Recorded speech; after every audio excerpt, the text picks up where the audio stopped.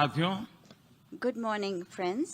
His Excellency Abdulla Shahid जी His Excellency Mr. Abdullah आपको Shahid. अध्यक्ष पद संभालने की First of all, I would like to हार्दिक बधाई। warmly congratulate you on आपका अध्यक्ष assuming बनना the office of President of the सभी UNGA. विकासशील देशों Your becoming president और is a विशेषकर matter of pride for all developing small countries island developing and states के in लिए particular for small island गौरव की developing बात है। states.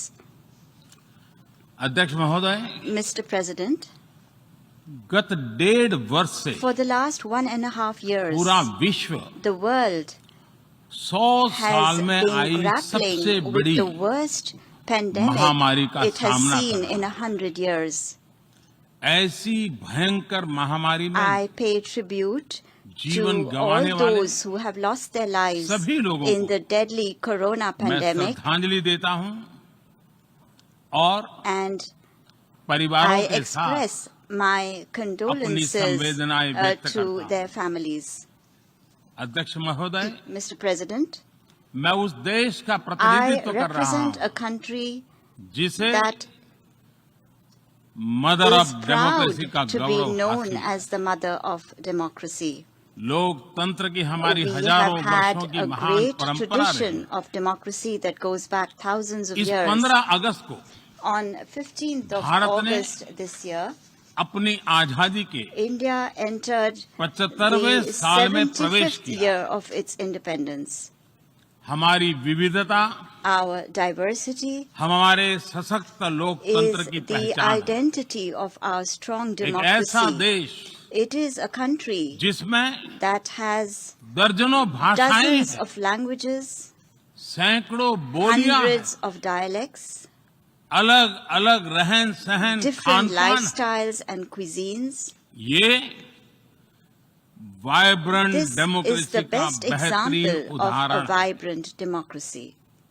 ये भारत के लोकतंत्र की ताकत है। The strength of our ये democracy छोटा बच्चा is demonstrated जो by the कभी fact that a little एक boy रेलवे स्टेशन who के at टी one स्टॉल पर time used to help अपने his पिता father की मदद at करता his tea था, stall at the railway आज station is today चौथी बार addressing the भारत के United प्रधानमंत्री के Nations तौर पर General Assembly for the fourth time UNGA को as संबोधित Prime कर रहा Minister है। of India.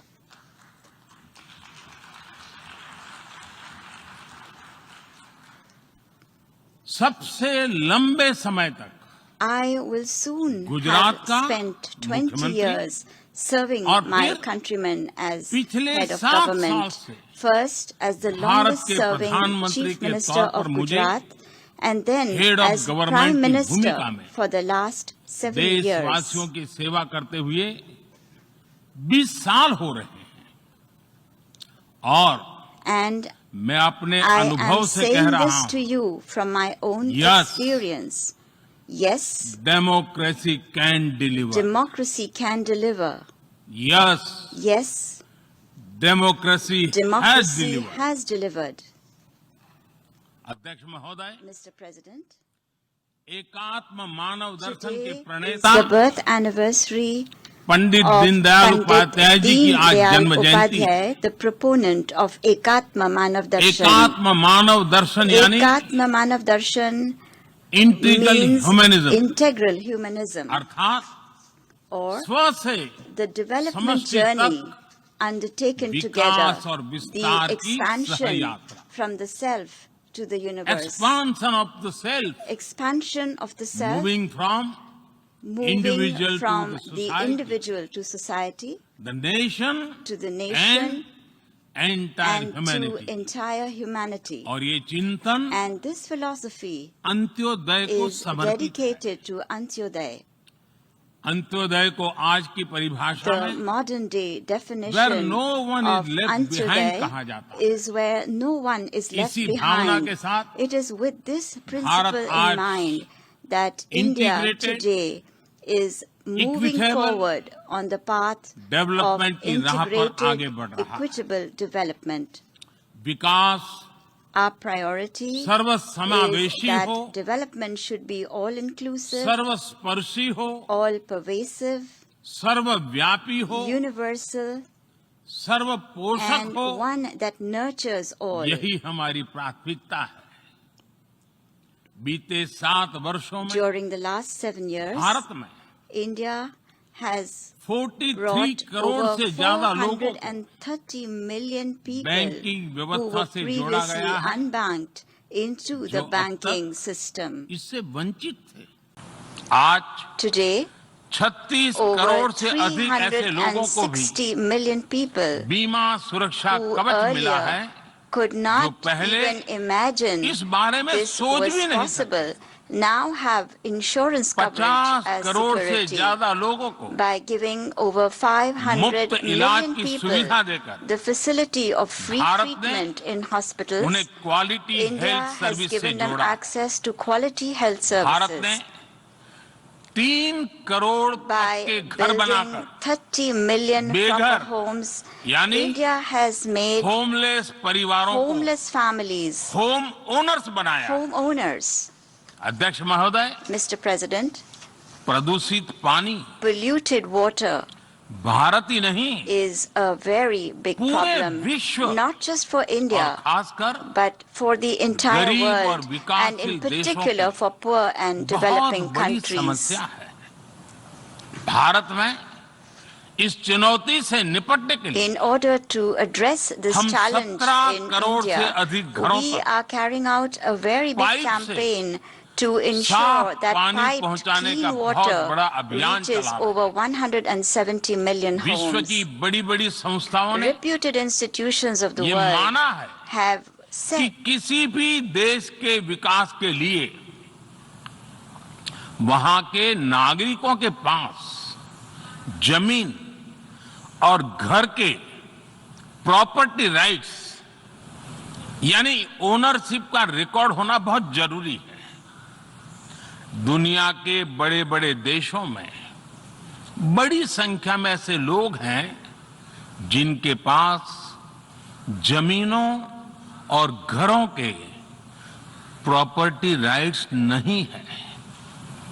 आज हम भारत के 6 लाख से अधिक गांवों में ड्रोन से मैपिंग कराकर करोड़ों लोगों को उनके घर और जमीन का डिजिटल रिकॉर्ड देने में जुटे हैं।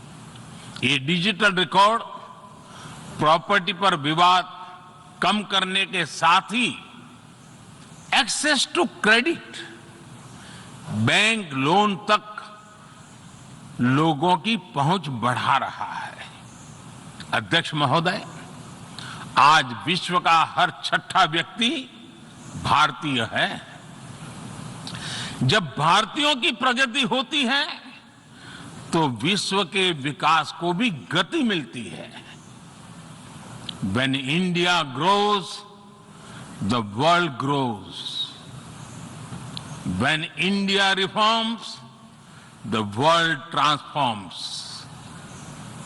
भारत में हो रहे साइंस और टेक्नोलॉजी आधारित इनोवेशंस विश्व की बहुत मदद कर सकते हैं। हमारे टेक सॉल्यूशंस का स्केल और उनकी कम लागत दोनों अतुलनीय है। हमारे यूनिफाइड पेमेंट इंटरफेस यूपीआई आज भारत में हर महीने 350 करोड़ से ज्यादा ट्रांजैक्शन हो रहे हैं।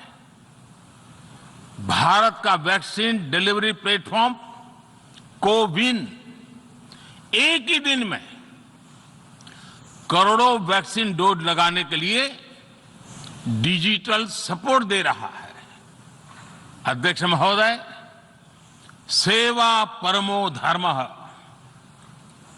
सेवा परमो धर्मः को जीने वाला भारत सीमित संसाधनों के बावजूद भी वैक्सीनेशन डेवलपमेंट और मैन्युफैक्चरिंग में जी जान से जुटा है।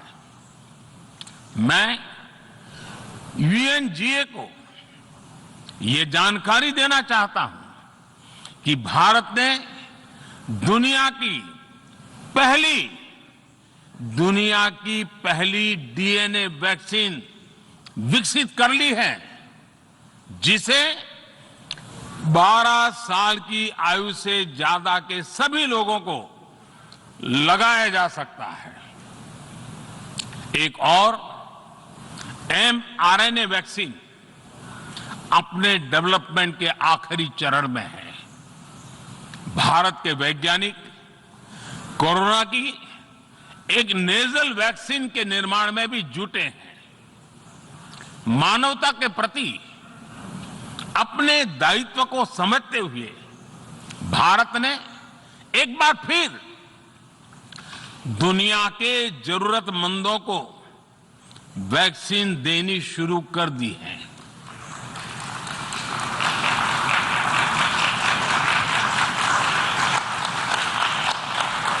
मैं आज दुनिया भर के वैक्सीन मैन्युफैक्चरर्स को भी आमंत्रित करता हूं, कम मेक वैक्सीन इन इंडिया। अध्यक्ष महोदय, आज हम सब जानते हैं कि मानव जीवन में टेक्नोलॉजी का कितना महत्व है, लेकिन बदलते हुए विश्व में टेक्नोलॉजी विथ डेमोक्रेटिक वैल्यूज, ये सुनिश्चित करना भी आवश्यक है। भारतीय मूल के डॉक्टर्स, इनोवेटर्स, इंजीनियर्स, मैनेजर्स किसी भी देश में रहें, हमारे लोकतांत्रिक मूल्य उन्हें मानवता की सेवा में जुटे रहने की प्रेरणा देते रहते हैं। और ये हमने इस कोरोना काल में भी देखा है। अध्यक्ष महोदय, कोरोना महामारी ने विश्व को यह भी सबक दिया है कि वैश्विक अर्थव्यवस्था को अब और अधिक डाइवर्सिफाई किया जाए। इसके लिए ग्लोबल वैल्यू चेन्स का विस्तार आवश्यक है। हमारा आत्मनिर्भर भारत अभियान इसी भावना से प्रेरित है। ग्लोबल इंडस्ट्रियल डाइवर्सिफिकेशन के लिए भारत विश्व का एक लोकतांत्रिक और भरोसेमंद पार्टनर बन रहा है। और इस अभियान में भारत ने इकोनॉमी और इकोलॉजी दोनों में बेहतर संतुलन स्थापित किया है। बड़े और विकसित देशों की तुलना में क्लाइमेट एक्शन को लेकर भारत के प्रयासों को देखकर आप सभी को निश्चित ही गर्व होगा। आज भारत बहुत तेजी के साथ 450 गीगावाट रिन्यूएबल एनर्जी के लक्ष्य की तरफ बढ़ रहा है। हम भारत को दुनिया का सबसे बड़ा ग्रीन हाइड्रोजन हब बनाने के अभियान में भी जुट गए हैं। अध्यक्ष महोदय, हमें अपनी आने वाली पीढ़ियों को जवाब देना है कि जब फैसले लेने का समय था, तब जिन पर विश्व को दिशा देने का दायित्व था, वो क्या कर रहे थे। आज विश्व के सामने रिग्रेसिव थिंकिंग और एक्सट्रीमिज्म का खतरा बढ़ता जा रहा है। इन परिस्थितियों में पूरे विश्व को साइंस बेस्ड रेशनल और प्रोग्रेसिव थिंकिंग को विकास का आधार बनाना ही होगा। साइंस बेस्ड अप्रोच को मजबूत करने के लिए भारत एक्सपीरियंस बेस्ड लर्निंग को बढ़ावा दे रहा है। हमारे यहां स्कूलों में हजारों अटल टिंकरिंग लैब खोली गई हैं, इंक्यूबेटर्स बने हैं और एक मजबूत स्टार्टअप इकोसिस्टम विकसित हुआ है।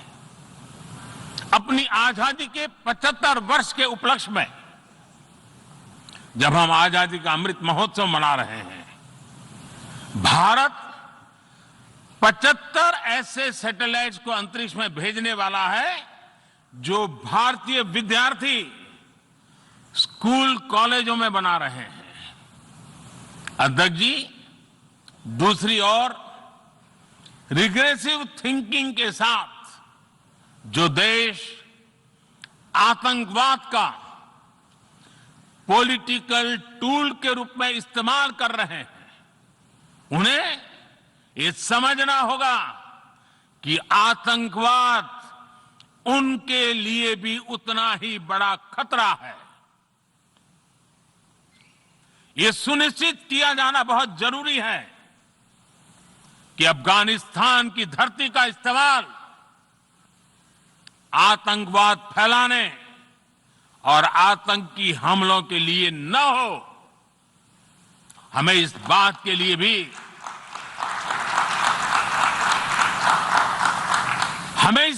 लिए भी सतर्क रहना होगा कि वहां की नाजुक स्थितियों का कोई देश अपने स्वार्थ के लिए एक टूल की तरह इस्तेमाल करने की कोशिश न करें। इस समय अफगानिस्तान की जनता को, वहां की महिलाओं और बच्चों को, वहां की माइनॉरिटीज को मदद की जरूरत है और इसमें हमें अपना दायित्व निभाना ही होगा। अध्यक्ष महोदय, हमारे समंदर भी हमारी साझी विरासत है, इसलिए हमें ये ध्यान रखना होगा कि ओशन रिसोर्सेज को हम यूज करें, एब्यूज नहीं। हमारे समंदर अंतर्राष्ट्रीय व्यापार की लाइफलाइन भी है। इन्हें हमें एक्सपांशन और एक्सक्लूजन की दौड़ से बचाकर रखना होगा। रूल बेस्ड वर्ल्ड ऑर्डर को सशक्त करने के लिए अंतर्राष्ट्रीय समुदाय को एक सुर में आवाज उठानी ही होगी।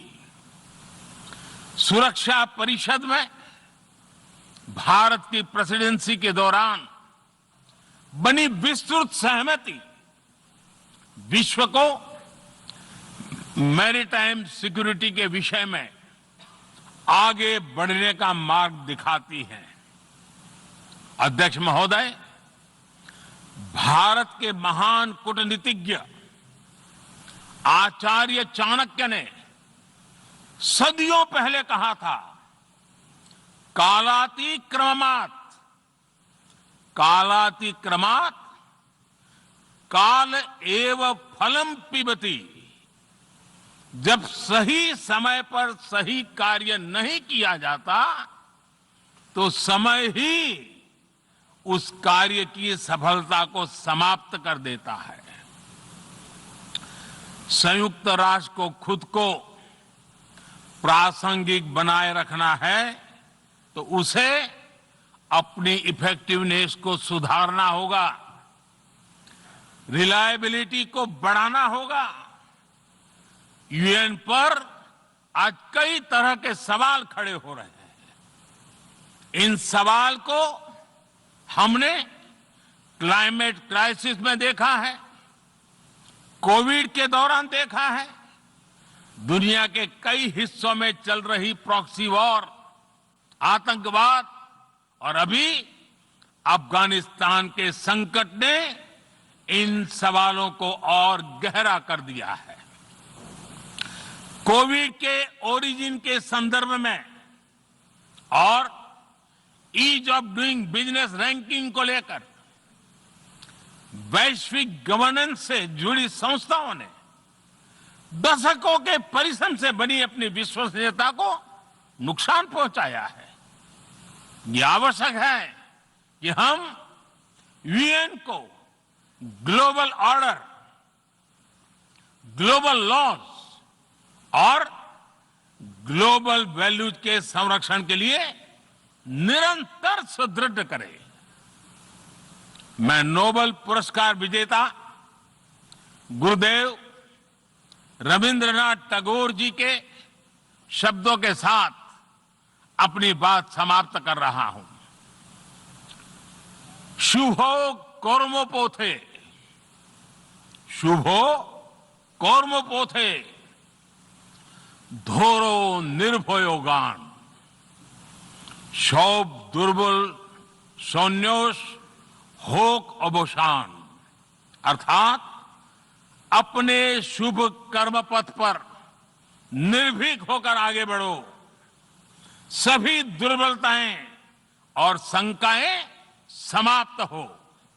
ये संदेश आज के संदर्भ में संयुक्त राष्ट्र के लिए जितना प्रासंगिक है, उतना ही हर जिम्मेदार देश के लिए भी उतना ही प्रासंगिक है। मुझे विश्वास है हम सबका प्रयास विश्व में शांति और सौहार्द बढ़ाएगा, विश्व को स्वस्थ, सुरक्षित और समृद्ध बनाएगा। इन्हीं शुभकामनाओं के साथ बहुत बहुत धन्यवाद। नमस्कार।